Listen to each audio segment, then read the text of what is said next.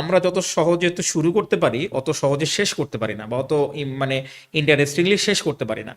তো এই ব্যাপারটা একটু লার্ন করতে হবে প্র্যাকটিস করতে করতে। যারা পারে না কোনো সমস্যা নেই, প্র্যাকটিস করতে করতে হয়ে যাবে এটা।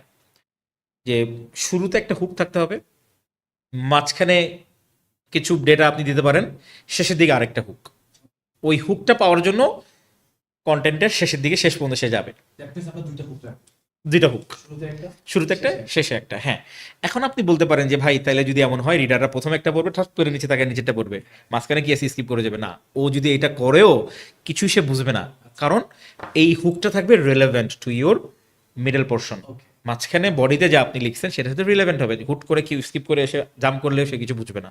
সে তার মানে পুরো কন্টেন্টটা তাকে পড়ে আসতে হবে, না হলে তার রিলেভেন্সি থাকবে না। তো এই কারণে খেয়াল করে দেখবেন আমি আমার লেখার শুরুতে একটা হুক দেওয়ার চেষ্টা করি।